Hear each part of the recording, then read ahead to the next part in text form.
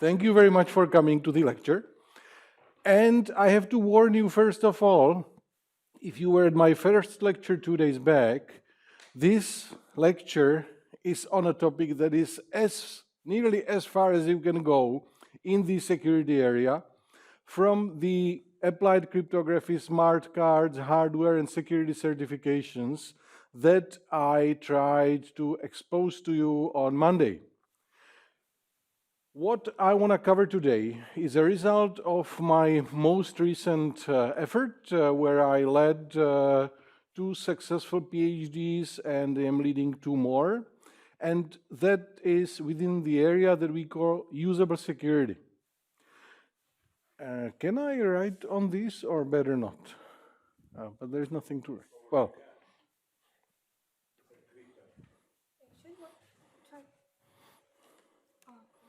Okay. I will write for you an acronym that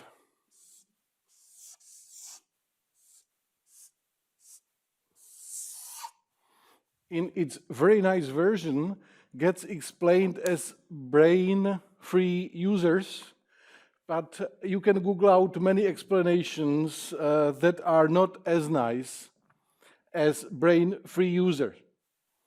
And let me lead you to the area of usable security.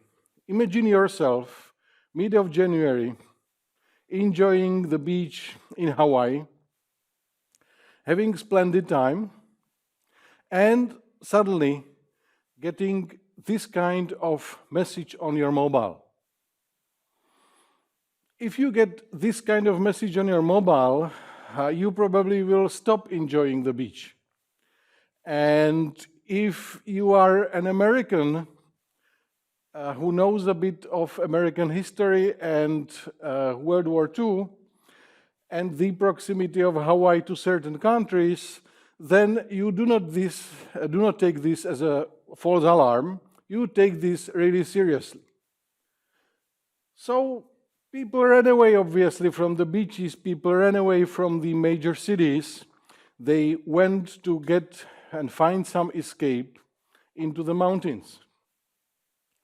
And while driving out, they got another SMS, they got this kind of warning on the highways that the message was received, or actually sent, in an error. How did that happen? Very simple usability blunder. Nothing to do with security or computer security per se, but it's a good example of very bad user interface. Why? The person who programmed this did a very simple job. Okay, I have this long list of messages that we are occasionally sending. Some of them are for testing, some of them are for certain regions, some of them are for the whole of Hawaii. And they did not really think that it could occur that whoever is operating the machine by using the pull down menu would not double check what they are actually doing, what they are selecting in terms of the action. So this was an example of bad usability. Is this a real case? This is a real case. Yes. And let me now lead you to the area of usable security. How to make software used in a way that the creators of the software actually expect from its users. I remember myself sitting at many meetings with my group or with other researchers in the country and in European projects, and seeing this kind of acronym with the user whom we try to somehow enlighten how he or she should use the software that we created for working with public key certificates or programmable smart cards or whatever, because they do the security thing. They should be aware of that. They should really do it with high concern, and they should really think about that. Well, the users have many other priorities. They have many other tasks that are very often done concurrently. So we have to pay some attention and not to expect too much from the users. Can you please raise your hand in case you heard of PGP? Really, thanks a lot. Can you now raise your hand if you really used PGP for more than a university assignment, homework, or basic duty within a university? Who used PGP, please? Raise your hand. And keep it up, please, and put it down only if you stopped already using PGP. Okay, so we have 2 people in the room, thank you very much. 2 people who still are using PGP. We had about 3 times more who used PGP, and we had again probably 3 times more of those who heard of PGP. PGP is around us for about a quarter of a century. Probably one of the best known pieces of security software. But the way how it is used is subject to rightful, in my view, critique for decades. I remember myself as a fresh postdoc in Cambridge when seeing this paper, Why Johnny Can't Encrypt. When I saw that paper in the 90s, I stared at it and I was thinking, okay, this is not about security. They basically just take a security software, they could take statistical software, they could take imaging software, they could take any other software, and they basically work with the users, and they are showing that the software does not really do for the users what the users are thinking the software should do for them. Or in the other way, the users are using the software very often in a completely different way than the creators would actually expect. And more people gradually started paying attention to this area.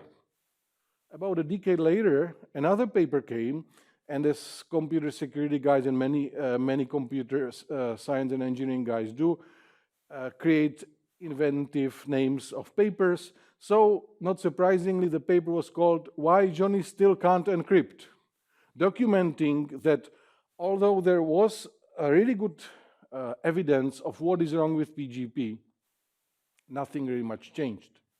Well, another decade later, Johnny still can't encrypt. And this is one of the reasons why PGP, although its core functionality is great, I have not heard complaint about what PGP is doing. It can do the things that we want to do with cryptography and protecting data for confidentiality and integrity or authenticity. It is doing a great job there, but it is put together in a way that is basically rendering the software nearly useless, unfortunately. So no surprise then that many researchers very prominent in the area of security are basically just stating, okay, PGP is a software that is around us for, I don't know, quarter of a century, but it is not really a software that we would recommend for usage for anybody else than security geeks. And these days, you will really see in a room like this, which is a room full of computer scientists, there is about well over 30 of us, nearly 40 maybe, and 2 people here are using PGP. That's a very good illustration of its usability in my view. If we speak of usable security, we, in my research group, cover 2 distinct areas. And these areas differ in terms of subjects of our efforts. Most people who do usable security research actually do usable security research with respect to the end users. The end users who are ultimately using a software typically or hardware or their combination created by by computer engineers. However, we believe that it's also important to care about usefulness and usability of security software and hardware by IT professionals. Why? With the end users, we try to push them into using better passwords, we try to push them into using better authentication methods. Whereas with IT professionals, we try to make sure that when they select something from our cryptographic library, where they are using the library and they get some error messages, that they understand what they are doing, that they have a clue what is going wrong and what they should perhaps change, and also whether the configurations that they are making are the right configurations, not only that they are possible, they were allowed to do this setting, but this setting actually makes sense for the given environment and the scenario.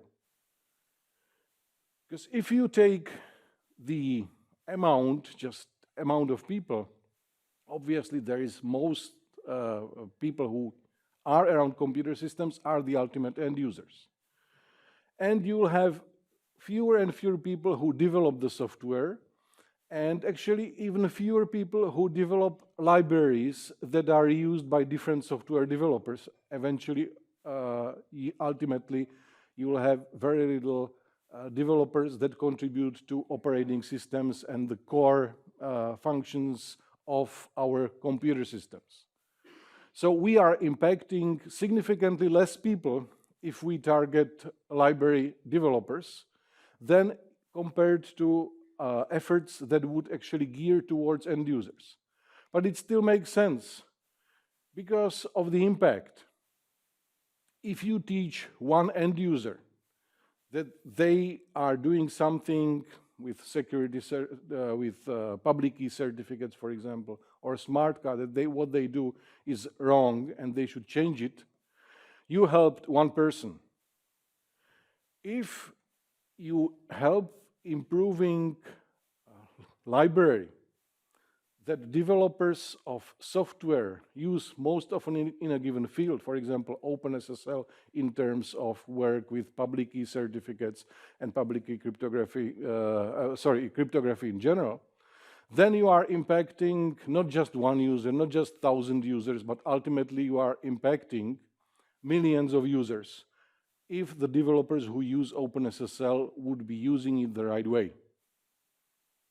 So we believe that usability is even more important for IT professionals than it is just for the end users.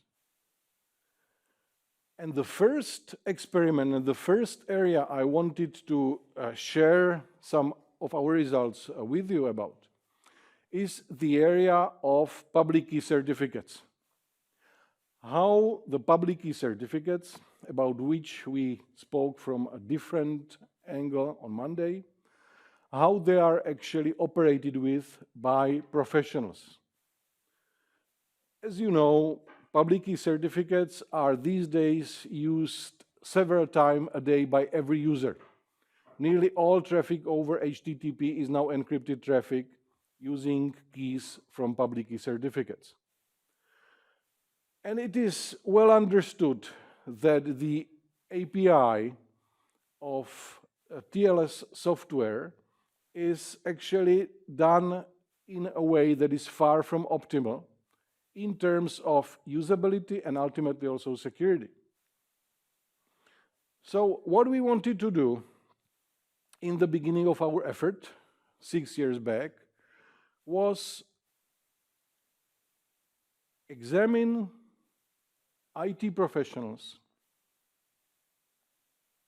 administrators, software writers, and we aimed at people who contribute to open source. We worked together with a company that you may know, Red Hat, that develops one of the most prominent open source flavors of operating systems. And we approached well over 80 participants whom we asked to undertake certain tasks using OpenSSL. If you speak to software developers or admins, nearly everybody would be using OpenSSL one day or another for the sake of creating the certificate and pushing the certificate and the corresponding private key somewhere where they need it to establish secure connection, because the software they are using is actually pushing them to use secure connection using TLS. What did we discover? Well, very many interesting things. And of course, this is all published. IT professionals, people who contribute to open source, and most of them actually to the Red Hat operating system. And here I don't want to definitely shame Red Hat. We could have picked SUSE Linux or whatever other flavor of Unix. When we asked them to undertake certain steps, like generating certificate with required content and structure, we got feedback after they actually were tasked to prepare this certificate, leave it on our machine, and then they filled in a questionnaire. 87% of them, after the exercise, believe that they have done exactly the job they were tasked to do. In reality, only about half of them actually achieved that. The other half created some kind of either certificate or just generated a key but did not create a certificate. But they were oblivious in their perception of what they did and what they actually achieved. We discovered that IT developers, as any users, are lazy people, and that default arguments that get filled in if you provide nothing else matter a lot. We figured out that the manuals are far from optimal and actually do not provide help to the users, to the IT professionals. This resulted in a paper that appeared at RSA Cryptographer's Track in 2018, and actually 2 patches in OpenSSL. So that led us to a subsequent effort. We learned in the previous one that OpenSSL usability is bad. And we helped to change OpenSSL a bit. Okay, good. But one of the ideas that actually started rooting in our heads was, okay, let's examine what is wrong exactly with the error messages, with the documentation, and if we can, let's try to improve it significantly. So we wanted to look, and here again we worked only with certain area of OpenSSL functionality, and that is work with public key certificates. We did not go beyond that. With OpenSSL and the work, or its work with public key certificates, we wanted to examine how the IT professionals understand the error messages that OpenSSL is providing them with when they do something that the OpenSSL software concludes is actually wrong. So in 1 year's time, we again prepared practical exercise at the developers conference of Red Hat, and this time we asked the participants to prepare a setup for secure conference registration web page, given some environment, allowing them for freedom, whether they will use authentication via whatever you can imagine, the most common 4 or 5 options, Facebook and the others, and how they would actually use OpenSSL for that. And together with that, we provided them in some situations with 2 flavors, half of them with the original OpenSSL error messages or manuals, half of them with a version that we tried to improve based on our knowledge from the previous experiment. One of the objectives of our experiment was actually to see where people, when working with public key certificates that are malformed on purpose, where they figure out what is wrong with that particular public key certificate. For those of you who understand public certificates a bit, let me share some detail, and that is that the certificates were either okay for the ground truth, then we used certificates that were expired, certificates that were name constrained and not actually fitting the given environment, with a host name mismatch, and self-signed certificate, not created by appropriate certification authorities. And we asked the participants of our experiment to judge how much they trust a given certificate. What did we figure out? We figured out that trust is far, far from binary. I do trust, I don't trust. Because ultimately, you do use the certificate or you don't use the certificate. You don't have any other option that I will use the certificate halfway. Many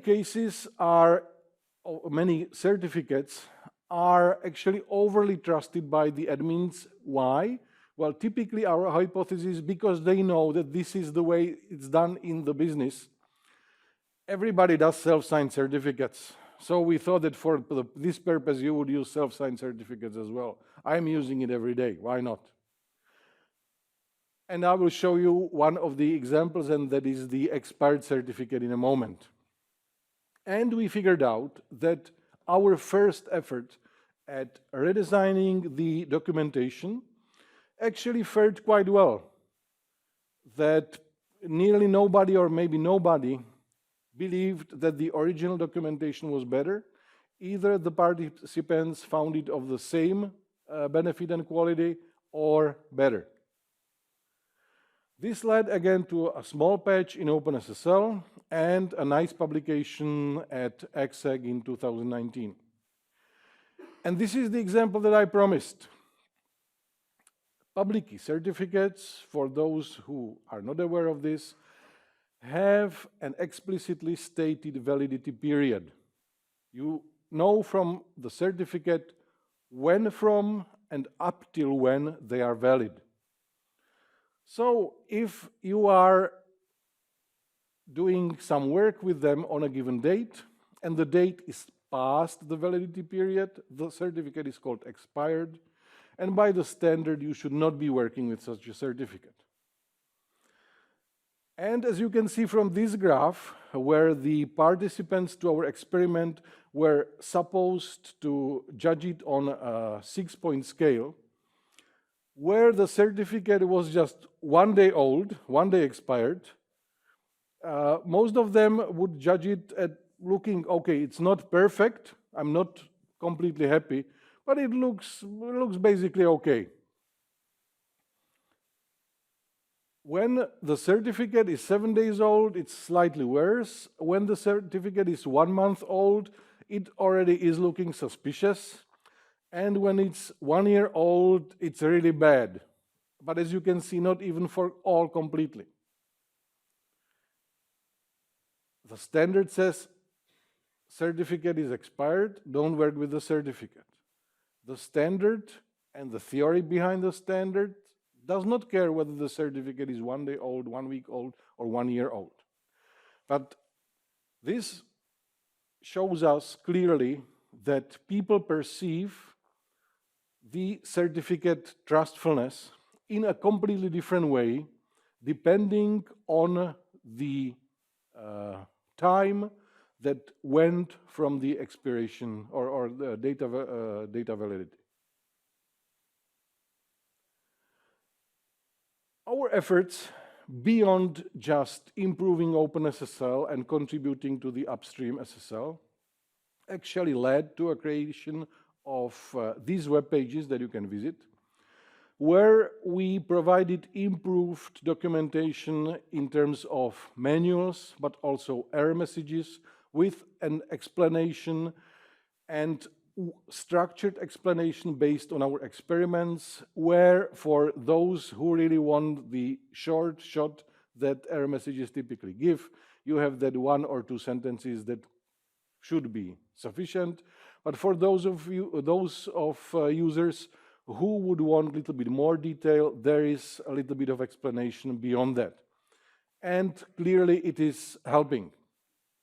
We created also a mapping of the error messages that relate to work with public key certificates, not only for OpenSSL, but for several other cryptographic libraries.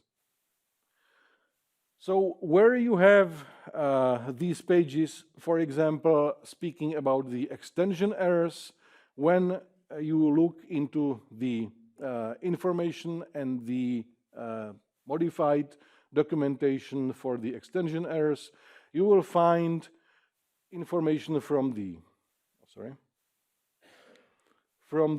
original documentation, the original error message that just says invalid CA certificate, source, the example certificates that we provide, corresponding errors in other software, and so on.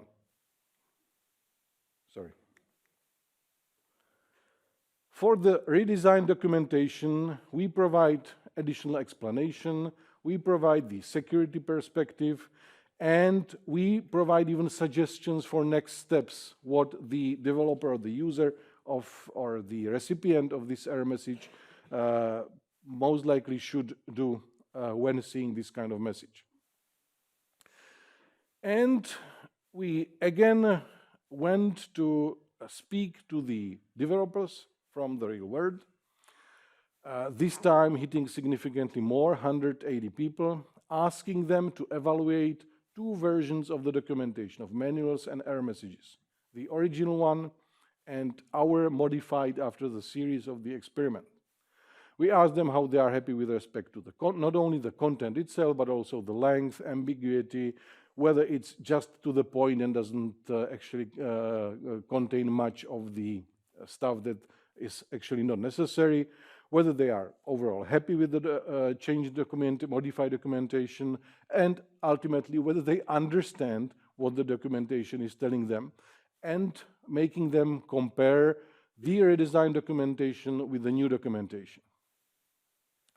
So again, we took and we presented the participants with the original documentation for most of the public key certificate operation error messages. We provided them with the redesigned documentation, and we figured out that the incompleteness, the lack of knowledge after seeing an error message significantly increased in favor of our documentation. Sorry, decreased for our documentation. It was better, and the recipients of the error messages were clear with respect to what the error messages is trying to tell them. We decreased also inconsistency in between various error messages. We had detected slightly increased bloat and tangle between or within the text that we provided, and we definitely achieved increasing the understanding, satisfaction of the developers, and helpfulness. Overall, nearly 90 participants preferred the redesigned version, and we again actually caused quite a few modifications to OpenSSL error messages and also manual pages. So when you look into OpenSSL these days, or when you work with OpenSSL these days, it contains a lot of practical results of our usable security experimentation. And let me now, in the second half of my talk, lead you through another work. Again, with a partner to most of the research in usable security, again with Red Hat. And in this completely different effort, with my student Agata, we went to look on the authentication of contributors to open source software. Open source software, at the end of the day, is now widely recognized as a good source of income, although it's open source, for many companies, like Red Hat, now IBM.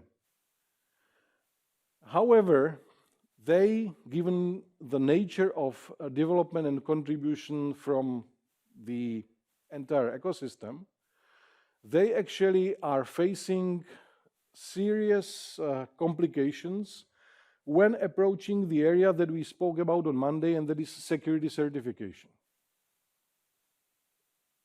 At the naive grasp, if you are a company working with proprietary software, you can very well control who contributes to your software, you can vet your employees, and you can provide the certifiers or the government where you provide the software with some kind of guarantee what kind of care you took about the software developed by people whom you somehow controlled. This in the ecosystem where many people from all around the world are contributing to the software that you ultimately, after some changes, are then providing to your customer, and where you are typically collecting money for the servicing and supporting and other things. Here you definitely don't have such a guarantee. You have nearly no control over the contributors from all around the globe. You cannot vouch for their intent. Well, that you neither can do for the people whom you have in the house. However, for the people in-house, you can really vet them, and you can actually have some level of trust in their attitude and in their motivation. This would be for the people who we would want to screen, or where we would want to look into software that they contributed to with an intent to do something wrong. Beyond that, if you have your developers in-house and you have some security policy with respect to the software developed, testing and other things, you are influencing directly these people, and they adhere typically more or less to the security policy. There is hardly any successful effort for open source software to impose security policy onto all contributors. So we started at the very basic level, and that is the authentication of the contributors. How people, and we took the case of GitHub, how people are authenticating themselves when they are working with GitHub. Excuse me. Do they use just the standard approach of the old days, login and password? Or do they use some other factor, like two-factor authentication, where we differentiated between so-called software token, which is an application running on a device, typically mobile, or hardware token, dedicated hardware for authentication, or the poor man's method of the 90s, text message sent over GSM network. We looked not only at the authentication per se, but we also checked the options for recovery. When a user forgets some component of the original authentication method, typically a password, how do people recover from this? How they reset or learn again their original password? This, by the way, in general, if you want a personal takeaway and not necessarily are a developer, looking into the recovery options for your computer system accounts is a very useful exercise. Many attackers are actually successfully gaining access to people's accounts, not by attacking their and cracking or whatever their primary password, but instead they are getting into their alternative accounts. Most users have the mindset, I have this banking account or university or work account that is very important to me, And okay, there is this recovery way for which I have to provide an alternative email. I cannot provide the same one because then I will get it to the system to which I would not have access to. So I use my private mail that I have from 20 years back or something like that, where typically most people have a poor password, and access to these secondary accounts is in general much easier for the attackers than access to the primary accounts. So the attack vector is typically, let's go to the recovery account, let's get access to that, let's try to figure out when the user would be not working with the systems on daily basis, through social networks and others, for example, holidays or something like that. And at that time, let's get access to their primary account by stating, instead of the user, I forgot the password, please resend it to my recovery account. There is a lot of cases, very well documented, of these kinds of attacks, even against computer security experts. So we looked at the options of recovery codes, where the users would have fixed codes, fixed for a period of time, that they can store in a safe location, be it their own safe location in the work or at home, or split with friends, do whatever they want, but ultimately they have to provide a string of 8 or 16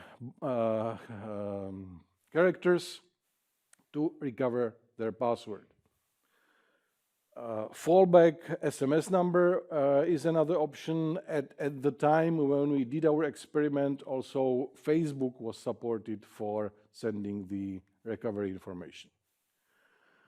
We approached, with the help of Red Hat, about, I think I have this information somewhere, it will probably be coming later in the limitations. We approached actually about 10,000 Red Hat employees.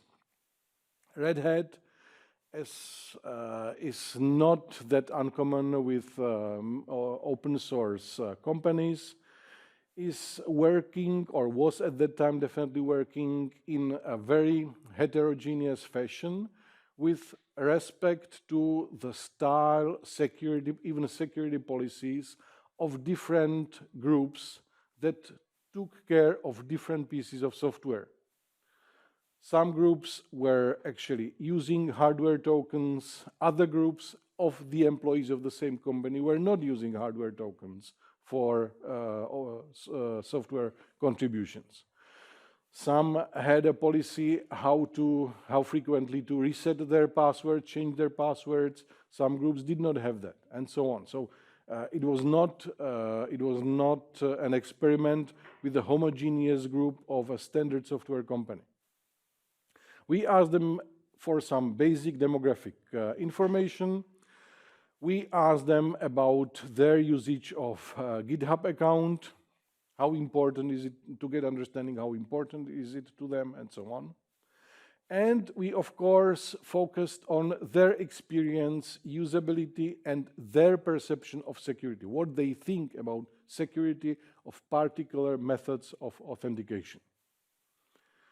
And we gave them a task, what to check in a GitHub log. We figured out in that experiment, to our astonishment, that actually over 80% of the developers used two-factor authentication already in 2020. That was mainly apps, software tokens and hardware tokens, and majority used recovery codes for fallback authentication. They had them stored in the safe location, hopefully. And they actually perceived the methods provided or supported by GitHub as quite usable and secure, with one notable exception, and not surprisingly, this would be Facebook. Facebook, as a fallback method, actually was not evaluated, let's not even speak about that, by many of the respondents, and those who responded perceived it as a rather insecure fallback method.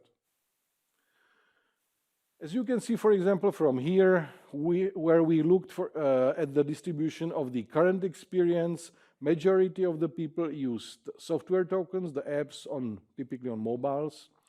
About half of that used hardware token. The users could have used multiple methods, and 18% used SMS code. What is interesting is that if you look at the percentage of people who use the recovery through SMS, through the GSM network, which was 18%, it was actually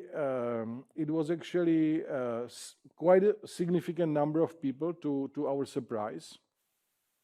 And about 60% or nearly 60% had no experience with recovery codes sent through SMS.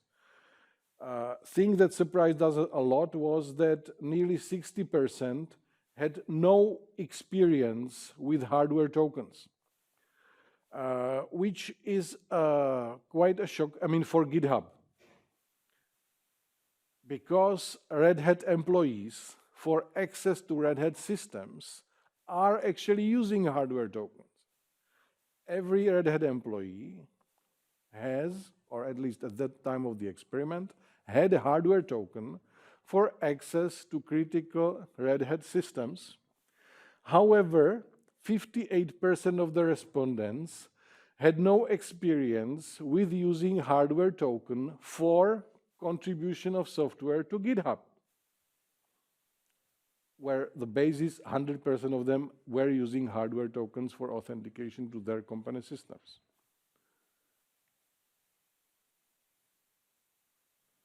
While we sent the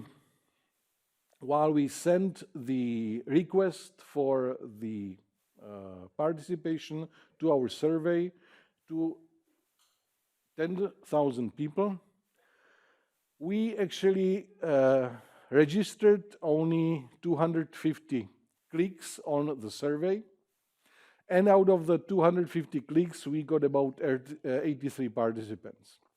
Where you do this kind of experimenting with survey-based methods, you are probably experiencing similar numbers, unless you address a significantly smaller crowd of people whom you either motivate through their management/leadership or approach in other manner that is more personal than an email. Our respondents were from about a third from the US basis of Red Hat, about a third from the Czech Red Hat, and the remaining third from other offices. Of course, the experiment suffers from so-called self-selection bias. People decide whether they want to participate. What is their motivation to participate? Some people just don't care, so they don't participate. Some people participate because they want to help these researchers to figure out what they are trying to figure out. Some people contribute because they are willing to help the researchers, and they are actually proud because they know the experiment is about two-factor authentication, and I, the hell, took the effort last summer, and I installed whatever I needed, so I'm using two-factor authentication, and I'm supporter of two-factor authentication, so I'll help these researchers with the survey on two-factor authentication. So my hypothesis here is that this actually would lead to those who are positive with respect to two-factor authentication to contribute to respond as opposed to those who are not using two-factor authentication. We checked GitHub stats at the beginning of this year, and we figured out that actually just 16.5% of active GitHub users actually use two-factor authentication. Recall that in our experiment, it was 81% of the participants of Red Hat employees used two-factor authentication. In the real world, only less than 20% of GitHub users use two-factor authentication. Those of you who are working with GitHub probably are aware that there is a big push by the end of this year to introduce two-factor authentication as compulsory for everybody. I'm actually quite curious what will happen at the end of the year. I am not a big believer in pushing over 80% of users into using two-factor authentication. If it existed for years, they were aware of it, or most of them were very likely aware of it for many years, and they were not willing to use it. This actually moved us into wondering why so few users are actually using two-factor authentication. And we want to undertake in the future more experiments into figuring out the motivation. What are the motivation components of users not using two-factor authentication?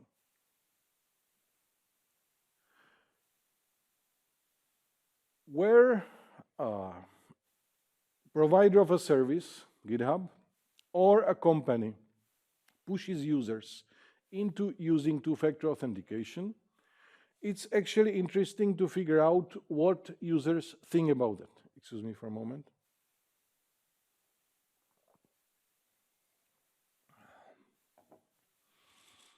And here, the end of this year is an interesting experiment for many of us who care about this, because it can go right, and many people will be perfectly okay, and they will start using two-factor authentication because they are using GitHub, and GitHub requires the two-factor authentication by the end of this year. Or many will decide, to the hell of GitHub, let's use some alternative because they push me into using two-factor authentication, and I'm not gonna install another authentication application on our mobile. I'm not getting a new hardware token or whatever they allow me to do. It can really change the mode of operations of GitHub significantly. Another thing that we are trying to figure out is what actually are the reasons, the core reasons, why people have not started using two-factor authentication. In some of the related experiments, one experiment actually is quite interesting from an academic perspective, and it's based, and here I will sidetrack from this presentation. Many years back, with the same researcher, at that time my starting PhD student, we did an experiment with hundreds of people selected by companies that do the standard surveys in the streets or households, what kind of authentication methods they are using, and comparing their perception of security and usability for about 4 or 5 authentication methods. 2 kinds of hardware tokens, one based on smart card, one non-smart card based, recovery codes sent over SMS, fingerprint, and I don't know whether there was the 5th one or not. We undertook the same surveying also for people who were 60 plus, people who actually are, and these were, let's say, not typical representatives of the 60 plus population. These are people who were at that time coming for what our university provides as the university of third age. For people who have the school leaving exam, the matura, they can attend university courses of light nature. I believe that you would have something similar here, yeah. So we approached both these, and we figured out that they view the authentication methods that we asked them to evaluate in a very similar fashion. And to our astonishment, they were big supporters and big believers in the security of fingerprints. They believe that fingerprints will save the world and are the pathway to a better future. And when I saw the numbers from that experiment, I was in a kind of shock. And as a professor, I decided that I will be impacting all students that pass through my hands. And so for a compulsory course in the 2nd year, we introduced 3 years back, and now we have a nice version where within 2 teaching hours, within 100 minutes, we push over 300 students through an effort where they take a good picture. They can take it at home before the seminar. They can do it at the start of the seminar. They take a really good picture of their finger that you would put on a Facebook like this. We provide them with software that undertakes the necessary image processing operations, produces a discretized image of the finger that you then use on a laser printer. Laser printer, you may be aware, if you print, you can print not only on the paper, you can put the print on the old age transparency foils that the professors used in the previous century. Where you do that, you have a guarantee of very good basic layer, which is the foil itself. On that you get the print. That actually is a layer of the printing material, the toner and a few other things from the air. And you use it to create a form, mold, into which then you put material. In the old times we used some kind of glue. Now we are using silicon, standard body silicon. So our administration sometimes is surprised because we purchase a lot of body silicon for these experiments. And you create a false fingertip. You create a false fingertip that then within these 2 hours, 100 minutes, we ask the students to go through one of the NIST, the American National Institute for Standards and Technology, tests for the quality of the fingertip. We ask the students to register this as one of the valid fingers in their mobile and report whether it goes or not. And we ask them also to try to log in into their mobile, whether it goes or not. The first number tells you the benchmark for the professional, or benchmark of the professional environment. What the American Institute for Standards and Technology thinks is a good finger or is not a good finger. I believe that nearly 50% of our students, and I believe they have no experience with this effort whatsoever before they come to the seminar, over 50% or up to 50% of them are actually successful bypassing the given threshold of the NIST software. About a quarter or more than a quarter, I believe, of them are able to produce a false fingertip that actually their mobile recognizes as a valid finger and is very happy to register into the mobile. And low percents of them, but definitely not zero, of them are able to log into their mobile with this fingertip being presented as a replacement of their finger. So I ultimately am fulfilling my goal of releasing into the wild hundreds of students who are aware how easy is it to fake a fingertip for mobile authentication. And I definitely hope that they are speaking about this to their friends, parents, and families. So back from this sidetrack to our discussion of two-factor authentication.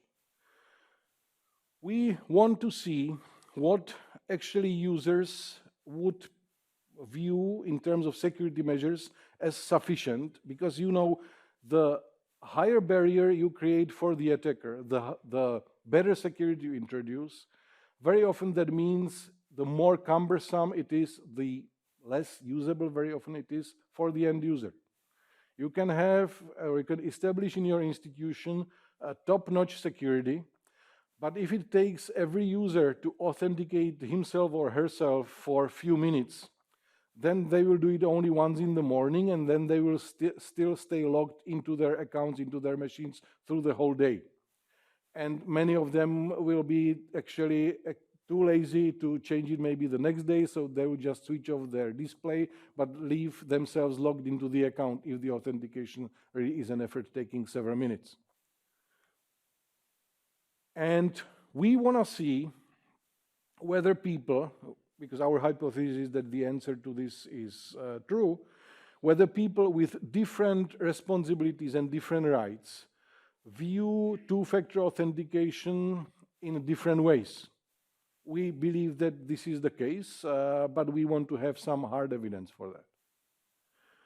We want to check what are the expectations of users in terms of different options of authentication being available when or where two-factor authentication is required or will be required.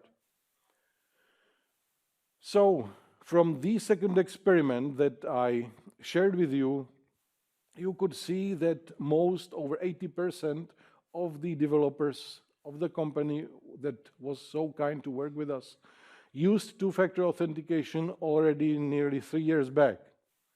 However, by the end of last year, under 20% of GitHub users are actually using two-factor authentication. To no surprise, Facebook as a fallback method was deemed unsecure by our participants, and actually several months after our experiment, GitHub actually stopped supporting this function for Facebook. So I am coming to the end, and I'm very early today. I would have needed that time on Monday, but today I have plenty time for questions and answers. So I wanted to expose you to the area of security that some of you may have not heard of, where we have to work with other people than computer scientists and engineers, where if we want to verify something, it's not just about a simulation and comparing the false positives and false negatives, where if we want to run an experiment and we screw something with an experiment, it does not just mean resetting the machines and running it next day. If you screw something in usable security experiments, then you impacted all the subjects. You cannot use these subjects anymore. You have to use completely different people for the experiment. And typically you speak of several months of delay. Typically one experiment takes maybe a day or several weeks. But preparing that experiment most typically takes 2 to 6 months. Very often people who work within the different areas of psychology or from our perspective, usability, very often we actually run first a pilot experiment. We pick typically 10 to 20 people. Most of people in academia pick students, of course. We run the experiment first with them. We speak to them what is wrong, what is satisfactory, and we modify the experiment so that we are able to run it with hundreds of people. Doing this is typically covering 1/3, sometimes 1/2, of PhD students' study lifetime or study time. It can take 1.5 years to design, prepare, pilot, run, and analyze results of an experiment. However, I believe, and I hope I'm not the only one, that it is very important to do this. Otherwise, we are releasing systems that we as developers are very proud of, but then figure out, like with PGP, that people are not willing to use them. Or even worse, they are willing to use them, but they use it in a completely wrong way. And the way is completely insecure. We wanted to improve security, but instead people are leaving the authentication card hanging on the door so that anybody can enter the room. Why? Well, because access to the room is only for people who authenticate themselves with a card. So one of them leaves the card or creates a clone, and they leave it at the door so that they can pass the door in an easy way. You all know these stories about passwords being written on a piece of paper, on a notice board, in a better case, under the keyboard or in a drawer. This is, again, a very good example of poor usability. Most of our effort in the area of work with, not with end users, but with IT professionals, focused on certificate validation, because we believe that it is a very important area, but we are ready to expand on that. And ultimately, you can see a piece of research where the outcome is not just publications and presentations, but the impact is changes to the real software that hundreds of thousands, well, if you include students, then millions of people are actually using like OpenSSL. So wherever you do software development, please make sure that the software you release is not only secure, but it's ultimately usable. And it's used in a way that you intended. Do not test it just on the friend that sits next desk, because very often you influence that friend and the mindset will be very compatible with yours. Test it with somebody whom you don't know. That's the best way of testing.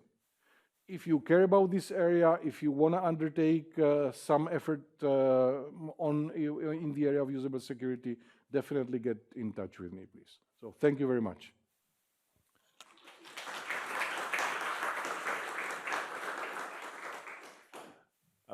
I'm not the session head, so I would like to ask you some questions. Sure. I'm dealing with children who are just entering as users of mobiles, etc., right? IT systems. On the other hand, my parents, turning 85 and 90, respectively, they have cognitive decline, obviously, and very, very hard to explain many different things, where the files are lying on the computer versus cloud, all of this. So a lot of the things that would apply for professionals are not applicable to youth or elderly people.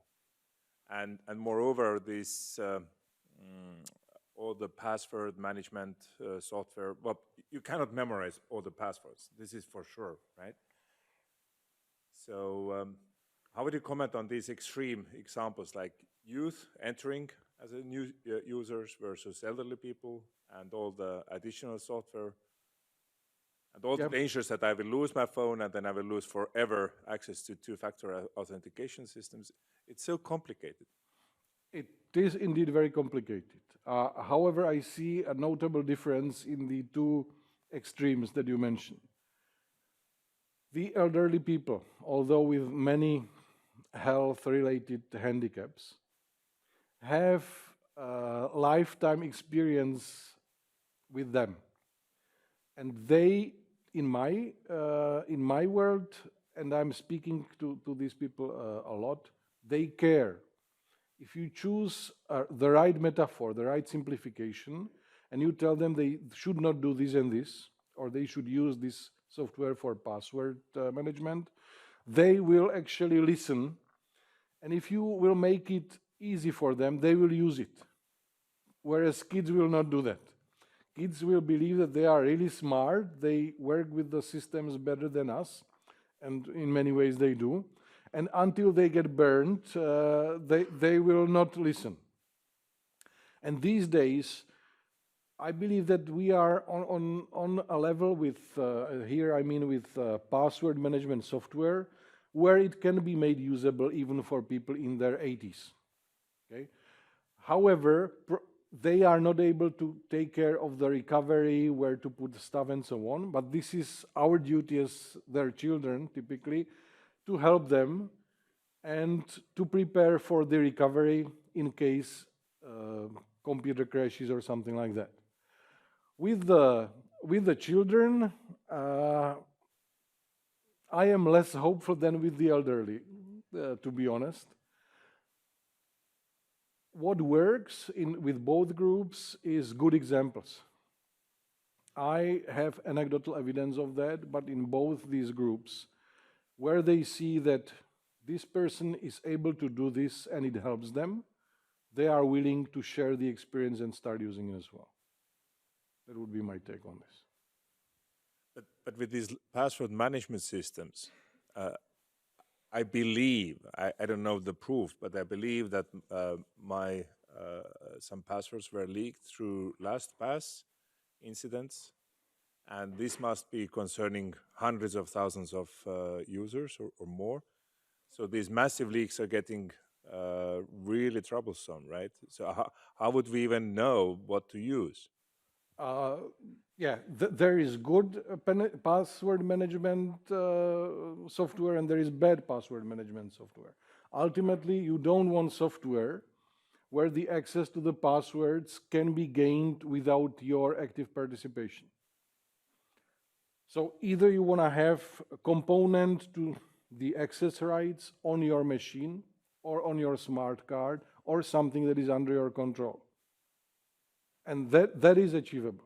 And if you don't want to use password manager per se as a dedicated software, these days, especially for the elderly population, majority of the passwords are passwords that actually go through the web browser.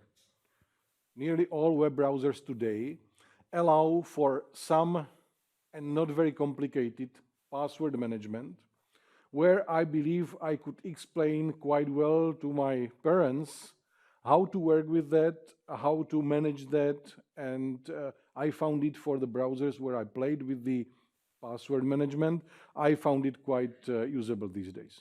Definitely different than 5 years back and more. So where the elderly would not be up to the dedicated password manager, I believe the browser will do. And for the recovery, of course, you can do recovery many different ways. The lazy man's one could be even just displaying it on the screen and printing it, ultimately, and then storing this in a safe location.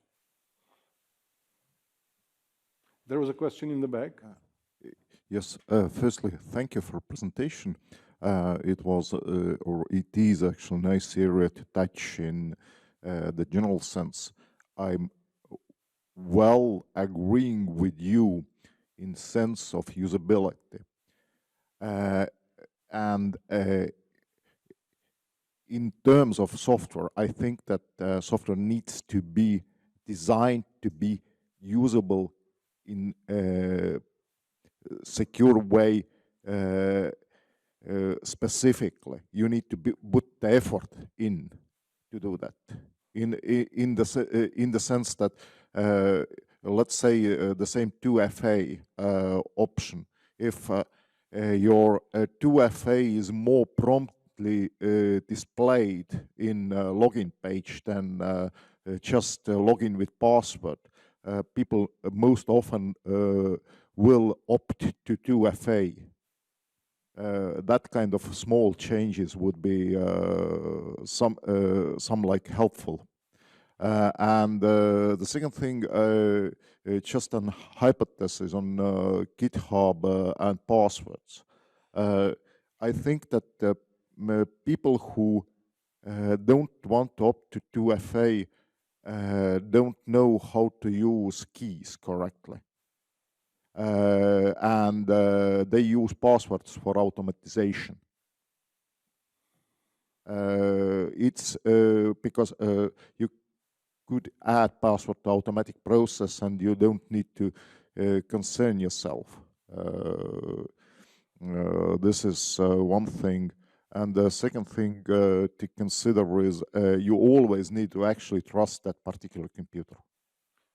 Sorry, I didn't catch the last. You always need to trust that particular computer. Beside that, I bit disagree with you in terms of using browsers as password managers. Sadly, there are attacks towards browsers specifically in that context that basically bad guys live in browser and steal data from there. And if you use browser as password manager, basically you have the same environment where you can get the passwords. Yep. I will just briefly, thanks a lot. I will briefly comment first on the first thing. I believe that you are right with the nudging of the users towards 2FA. This is indeed one of the ways how to nudge them into really working with 2FA. I believe in that. And I definitely also agree with many system settings and semi-automated settings where access to GitHub is done through, and many other things, is done through passwords because it's easy to automate that. But ultimately, it is not very secure. The password is stored somewhere. And with respect to the browser, yes, there are, were, and will be attacks against browsers, but the same way there are and there will be attacks against password managers. I mean, there will be attacks against any kind of software, and I pushed or I hinted upon the use of browsers as means typically for the elderly, where you cannot actually convince them or get the setting of password manager to be really working for them. Then instead of having one piece of paper where they write their passwords, I still would believe that the browser version is better than the password in the real world.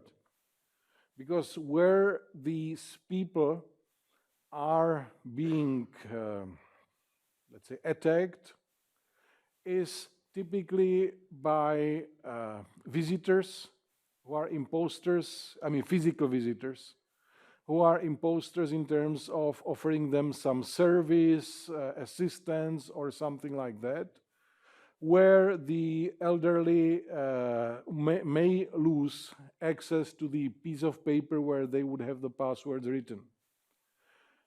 Of course, they will not be able to take care of the maintenance of their software, inclusive of the browser, in terms of patching and so on. And I'm not saying that the browser is the perfect solution, but I personally find it better than the piece of paper and pen for the password for the elderly. But thanks a lot for your feedback. Thank you. I had a question before, but I think I will not ask you. I just wanted to thank you for this interesting talk, and I like your stressing experiments because I myself, my background is experimental software engineering, so I really enjoyed that. But maybe one question perhaps.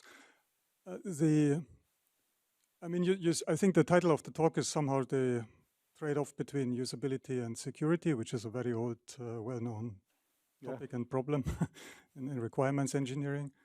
But indeed, it's a bit wider even. I mean, we just heard about the problem of trust, that whatever you do, I mean, you still have to trust it, and it might change your opinion about, well, maybe you still think it's not usable, but you would do it anyways because you think it's necessary or something like that, right? So I mean, the incentive system for when you do what is probably quite complex. And I wonder, I mean, how does this tie into your research? I mean, how do you include these aspects when you try to figure out what is the best in a certain context, what would be the best solution so to have the best compromise between security, usability? Is there anything you plan to do, or what is your future, vision on what how will usability look like, and how will it be implemented and done by people? Right. Okay. Thanks a lot for your point. I definitely agree that trust is a very important factor in the game, together with security and usability. And so to that component of your question or comment, I have been doing research on trust for several decades, and it's a very complex topic. And I used to tell my students, if somebody tells you seriously in requirements or somewhere that they want security, and they then make full stop and say nothing more, then they want nothing, and they don't know what they actually want. And unfortunately, or well, understandably on the other hand, it's same with trust. Trust is such a generic concept and means so many things that I don't dare pretending that I will be in the rest of my research lifetime examining all aspects of trust. What do we actually do most recently, and we did not do that 10 years back when we started this, is examining one component that actually is quite fundamental to trust, and that is users' perception of security. That we view as very important. We focus on that a lot.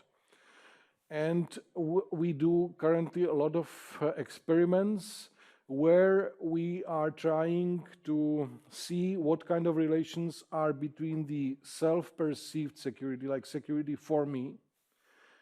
And since we work often with computer engineers or future computer engineers, also trying to put this in relation, how do I view security, as how do other people view, what I think, how other people view the security, and whether they are making differences between people like other computer engineers, people like my parents, people like my friends who are not computer engineers, and so on. So we have been examining this a lot. So that's my answer to your first question. But I am perfectly aware that there is a lot of things that we could do with respect to trust, but we don't do because of resources. To that second question, I believe, and I believe that you use this as a simplification, that usability and security do not always have to be in a contrast where you are finding the trade-off, improving one at the cost of the other. This sometimes is the case, very often is the case, but not necessarily. And I believe, and we are seeing examples, that we can find solutions where the trade-off is not just one-to-one, where we improve security significantly and usability is decreased only negligibly. But I don't so far believe that we have a general formula for this. Not only different kinds of systems, but different instances of systems have, unfortunately, different ways of figuring out these trade-offs. And so far we know nothing like experimentation of the kind I was presenting to figure out how it most likely is. Thanks a lot for very good points.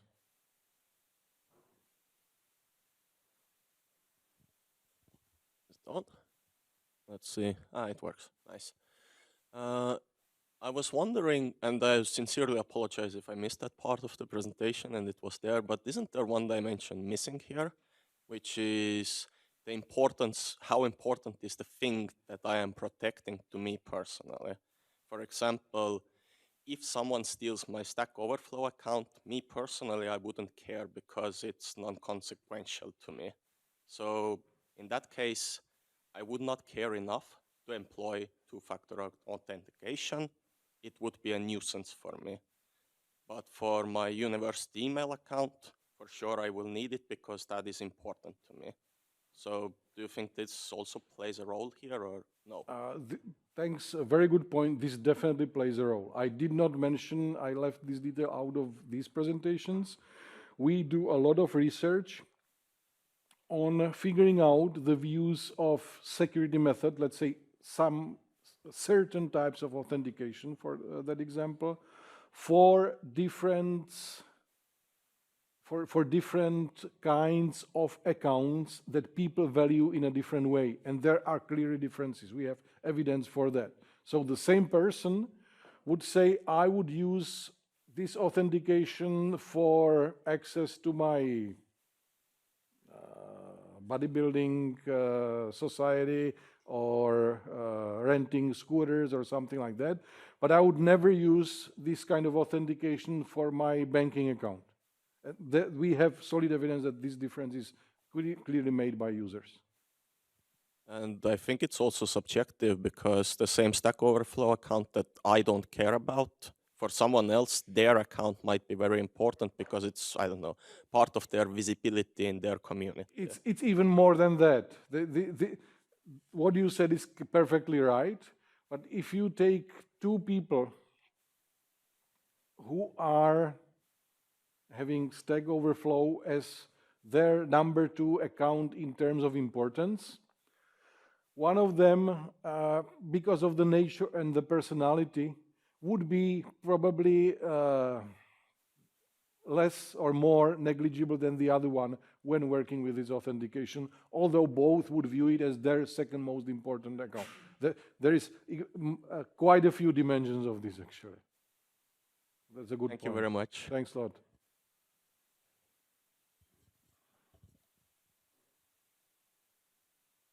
So many thanks for your attention. Many thanks to the organizers for having me over. And I hope that in my presentations 2 days back and today, I showed you a bit of interesting research in the areas of applied cryptography, security, but also somewhat applied psychology. Thank you very much. Applied security, the reflector bag. Okay. Thanks, Lodiak. Thank you. Some of the